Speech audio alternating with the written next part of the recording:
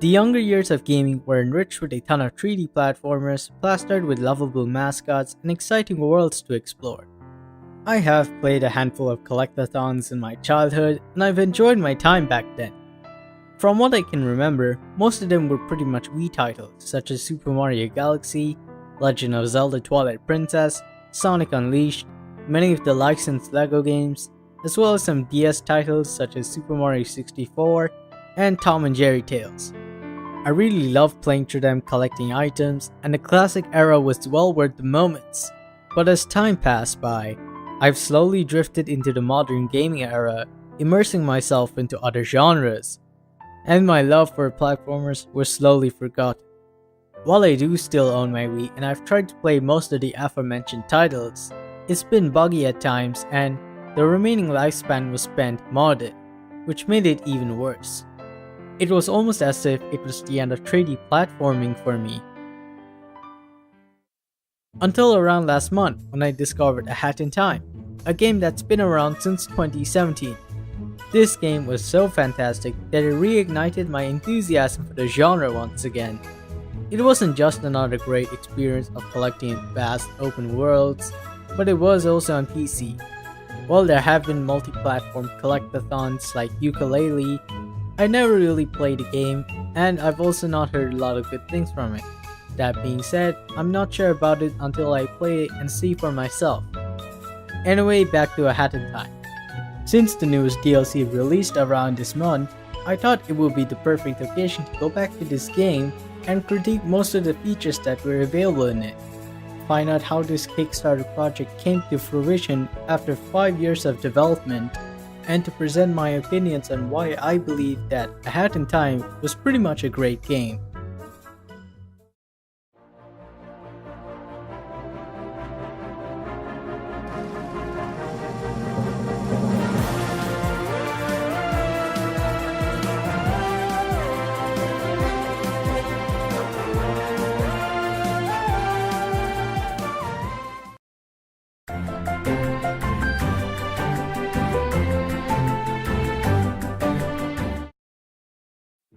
One thing I like about A Hat in Time is how it tries to differentiate itself from the iconic 3D platformers with some of the unique gameplay mechanics. For the most part, the controls are really simple but fun to use. While you have the typical controls in most of these games, there are also some slightly reinvented ones, like the dive move.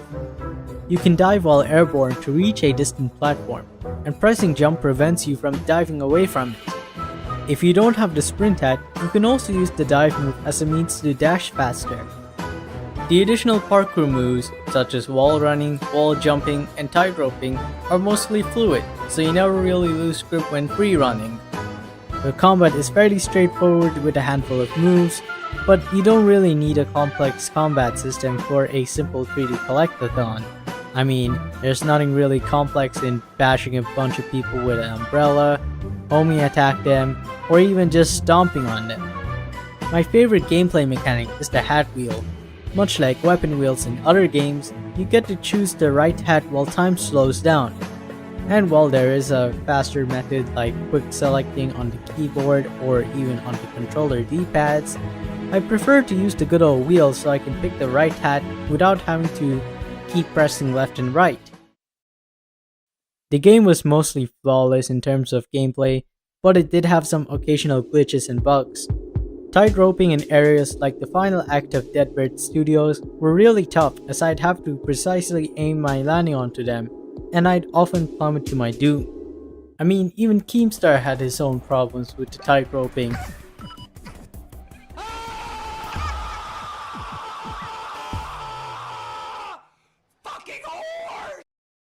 There were also some scarce moments when the frame rate dropped, but it was slightly more noticeable when playing on my laptop instead of my desktop. Other than that, I didn't really have any issues, so it was mostly a smooth experience for me. There are 5 chapters in the game, each tailored to their environmental design as well as their unique mission structure for each act. The first chapter is Mafia Town, a peaceful island later invaded by mafia chefs and fishermen. 2 directors rivaling against each other in Deadbird Studios, completing contracts to retrieve your soul in Subcon Forest, an open world experience offered by Alpine Skyline, and the final chapter being Time's End. Each world not only gives you a mission, but it doesn't constantly remind you on completing it straight away. They're designed so that you get to traverse throughout the entire world at any time during the mission, and not just to collect any items. But what's even better about these worlds is that they offer you a ton of ways to reach from point A to point B. In most areas, you have collectibles placed in some location that may seem like you require a hat or a badge to reach there, while still encouraging players to come up with their own solutions. There are also many secret areas that will reward you for your curiosity. They aren't mandatory, but it does enhance the experience of world exploration. There are also bonus levels called Time Rifts, which are unlocked after collecting relic pieces and combining them appropriately. Although there are two types of Time Rifts, the main similarity between them is that you have to scout these dream worlds to collect time pieces. Blue Time Rifts are levels that consist mostly of parkouring through various floating platforms in an empty but serene abyss, while the purple levels are based on the memories of people hit by falling time pieces. The game has various missions, from a literal collect-a-thon for a secret vault to solving a train murder mystery and even uncovering a chest in a haunted manor. Each mission is just exciting to play through, and its range of variety offers even more fun. Some missions also involve player conflict, meaning that the choices you make in certain missions will affect the future in some way. One of the best examples for player choice and consequences are the acts in Deadbird Studios. The winner of the Bird Movie Award is determined by the highest score earned from one of the two directors, and this increased score is impacted from your choices in helping them out. The winner will also be the boss in the final act, and the other director who lost will assist you in defeating him. Alpine Skyline also has its own set of choices and consequence. As you continue to clear levels like the birdhouse, the windmill, or even the Twilight Bell, these plants that grow out of the ground with some presence of evil in them start blowing their seeds around, and it spreads across the whole world. This eventually leads to the final level, in which you have to cleanse this corrupt world by destroying these plants. While it doesn't affect anything majorly like the story, it's still a nice touch that you have some responsibility for the actions that built this chain reaction. I did actually have a great time playing most of the missions, and the worlds are actually greatly designed. It's just that there could have been a lot more puzzles or similar levels that might have made them even better. While there are actually some puzzles in worlds like Mafia Town and Deadbird Studios, I found it more challenging in the ones from Alpine Skyline.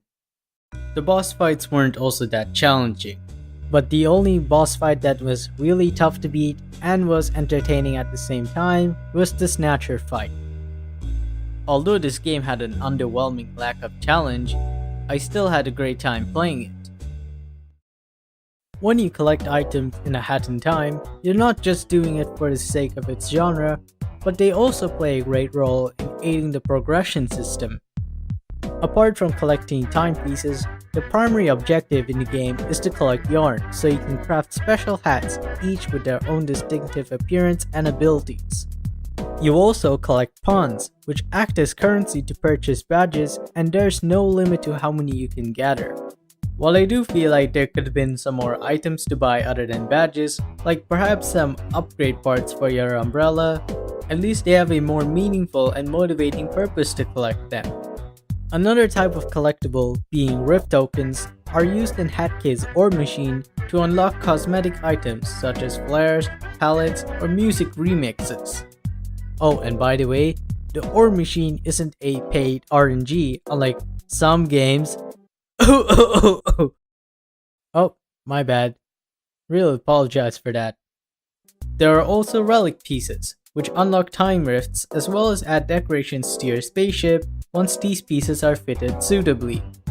These statues that are located in every room of the spaceship resemble mementos of your adventures that you've gone through and the places that you've explored. Purple time rifts also contain another collectible called storybook pages. If you collect them all per rift, it actually explains certain things about the characters or world.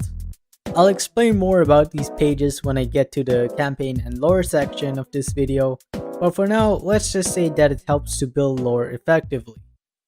The game has a pretty decent customization system for gameplay altering items, as well as cosmetic upgrades. As I mentioned earlier, you can purchase badges by collecting enough pawns and trade them with the badge seller.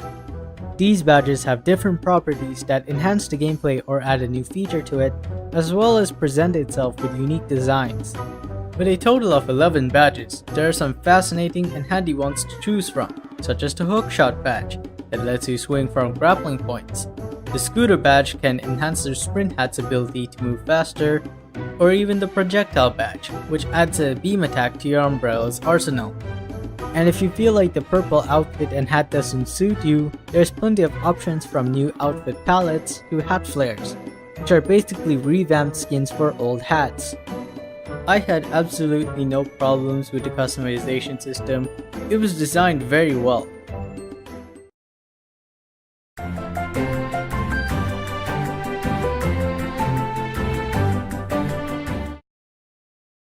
A Hat in Time presents itself artistically in the most wonderful and extravagant way. From the world design to the modeling of the characters, the artists and modelers have done a fantastic job in creating some gorgeous aesthetics and look visually distinctive from one another due to their different color palettes. Just roaming around these worlds often make me gaze at its beauty in awe and excited to explore such elegantly made environments. As for the characters, they are adorably modeled and the cartoon facial expressions suit them. Each time you load an act, you see these title cards that give some gist on what the levels would mostly look like. The artists who made them are obviously pretty talented, because the effort put in these title cards make them look crisp and beautifully hand-drawn. In fact, a lot of the other 2D art looks just as fantastic and visually stunning as the title cards. The game's HUD also looks great, not just because of the cartoony visuals that it uses, but it also takes a minimal amount of screen space. Even while you're moving around, the game's HUD is mostly tucked behind the screen, and only shows up either if you have low health or if there's an objective that you need to go to, which is just an icon placed in the direction of the objective. The game also features a memorable and catchy soundtrack, which is composed mostly by Pascal Stiefel, but also features other guest music artists. Each and every song from the album is just wonderful to listen to, especially on its own, and everything in this game has a particular theme or song that suits them. I mean, even the file select screen has its own amazing theme. Most of the songs just sound absolutely incredible, from the cheerfully enthusiastic tunes of tracks like The Big Parade, to the calm chill melody similar to Clock Towers Beneath the Sea. One more thing that I admire about the game's soundtrack is that it responds to the game's current situation by quickly transitioning to another track.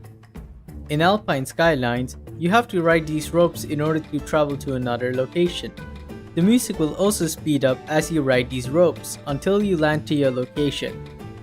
The Deadbird Studios chapter also does this similarly, but instead of speeding up the track as you go through different parts of the level, it switches to another song relevant to this chapter. It's just fascinating how the soundtrack was coordinated and arranged into the game. Kudos to the people behind an awesome soundtrack and amazing sound design. I also loved most of the voice acting in this game, although it's not quite perfect. While most people prefer that Youngtown's role of the Snatcher is probably the best voice acting in the game, I believe that the voice actors for DJ Grooves and the Mafia boss did a great job in performing their roles. Darling, darling, darling, you're so persistently selfish.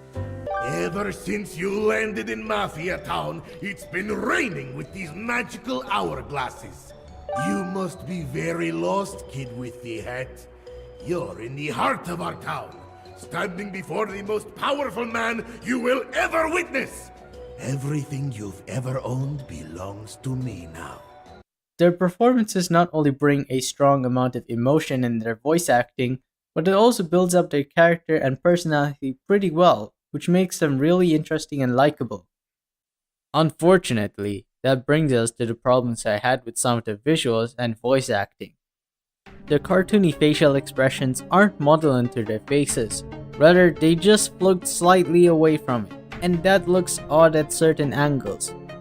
In addition, some of the facial expressions are also inappropriately used, such as the ending for Time's End. When Mustache Girl is about to face off Hat Kid and everyone tells her to get lost, she doesn't look disappointed even though her dialogue sounds like it. It just seems so odd to put that confident looking face at a time when she doesn't sound that way. And the cover art of the game gives me some mixed thoughts. On the one hand, its artistic tone is very similar to most of the 2D art present in the game, which is very crisp and beautiful looking.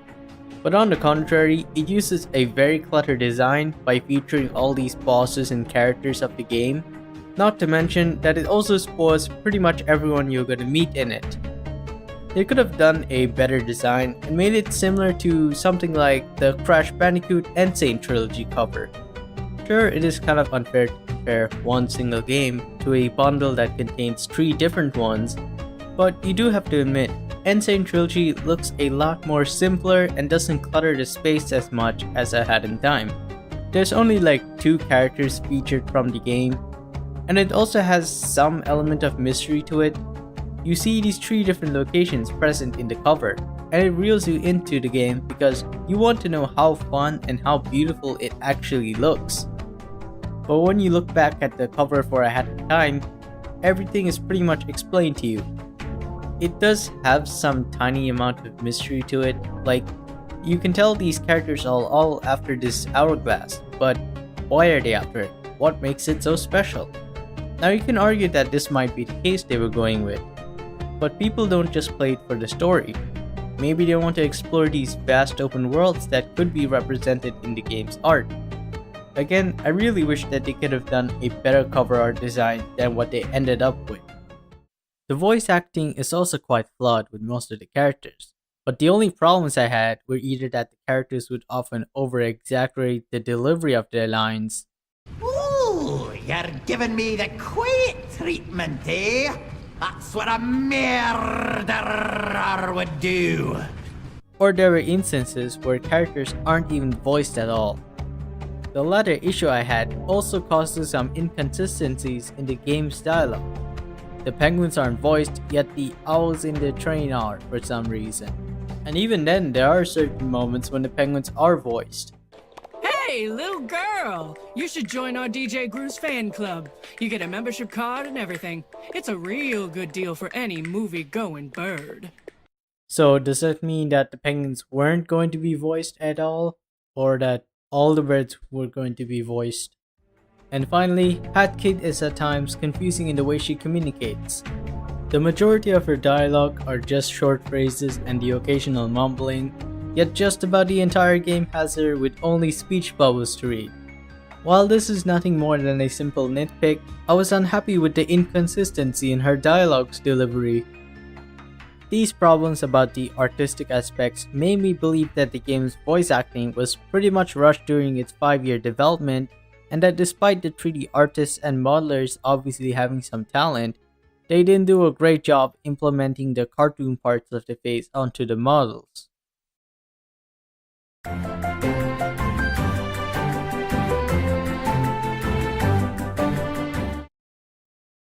The plot is short and simple, yet manageable enough for the player to embark on this incredible journey. Here's a summarized version of the whole plot in the game. Hat Kid is on her way to travel back in time to her home planet, but is halted by the toll collector of Mafia Town. After she refuses to pay, the collector smashes the window and a safe is accidentally opened, releasing all the timepieces stored in it. These timepieces fall into other worlds, and Hat Kid encounters Mustache Girl, an inhabitant of Mafia Town who agrees to help her search for them.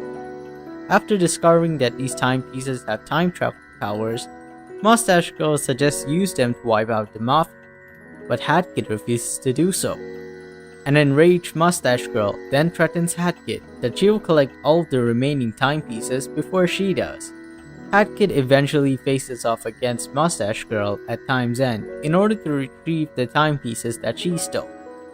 The game ends with Hat Kid returning to her spaceship and without even saying goodbye to all the people that she's met in this journey, she finishes her journey back home.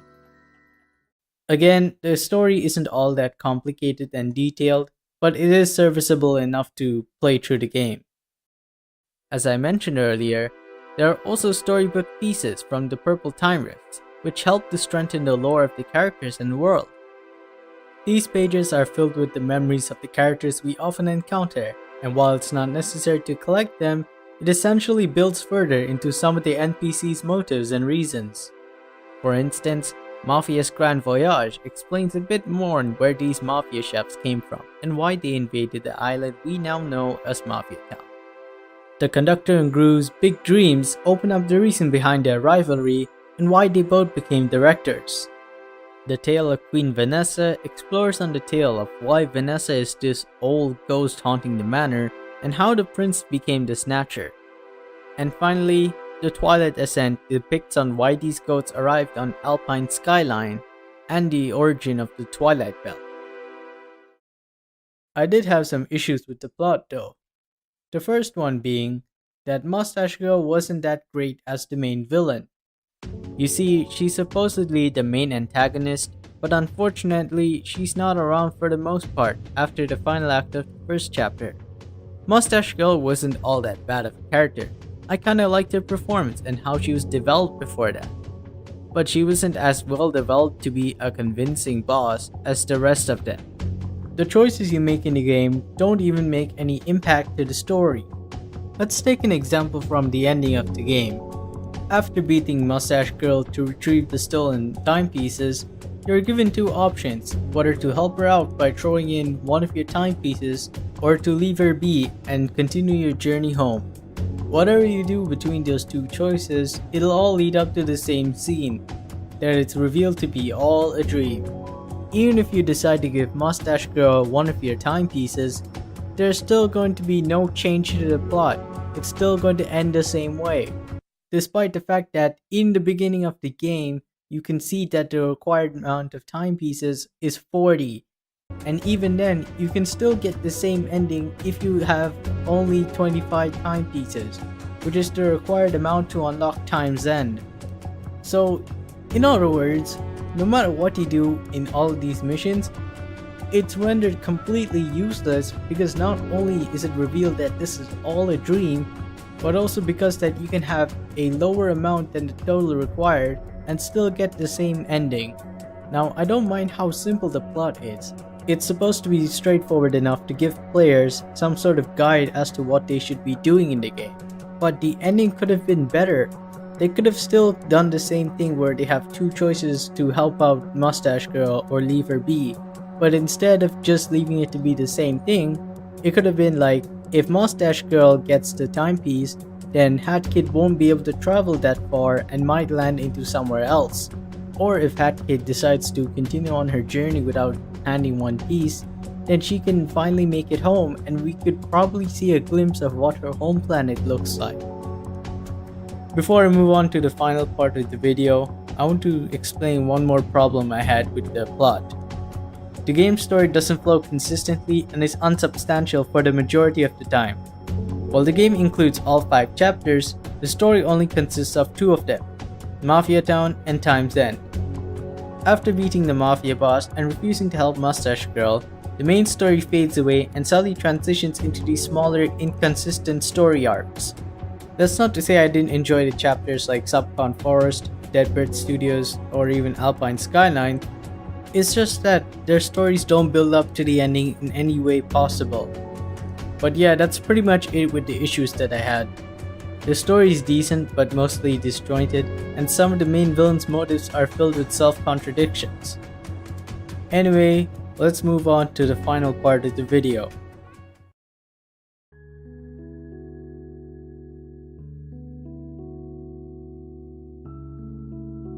Aside from a few nitpicks and some major flaws, A Hat in Time still managed to satisfy me for the most part.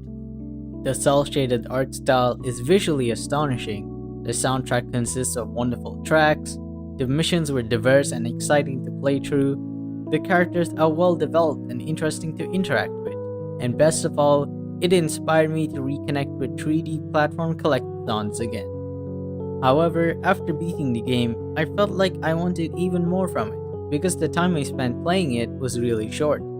Fortunately, there's the newly released Seal the Deal DLC, which I plan to buy later, and hopefully review some other features as well in a future video. Now, I don't think I can see a future where A Hat in Time can get a sequel, and I'm not really entertained by the idea of that anyway, because A Hat in Time's story is very simple and doesn't really need to be expanded. At least with Hat Kid's story. I do enjoy her as a character, she is fun and interesting to play as, but I think the story that we got to play as her is fine as it is. It doesn't need to expand into an overarching franchise. I'm not saying that Gears for Breakfast can't make a sequel and that they shouldn't. It's their game, so they can decide how they want to progress the story even further. Or if they plan on making a new story or a similar story but with a new character, maybe that would be even better. Either way, I don't think that A Hat in Time will be getting one anytime soon, but if they do plan on doing one, I hope they can make one better than the first game. Otherwise, I'm still eager to see what else Gears for Breakfast can do. They might have even more potential than just A Hat in Time. So in the future, we might have to see what else they can make. What I can say about their current work is that the effort they put into A Hat in Time has resulted into it being a great experience for everyone to enjoy. If you had your fair share of playing games like Banjo Kazooie or Super Mario 64 and want to play an original game that gives you those same vibes without shoving nostalgia down the throat, then A Hat in Time is just the right game for you.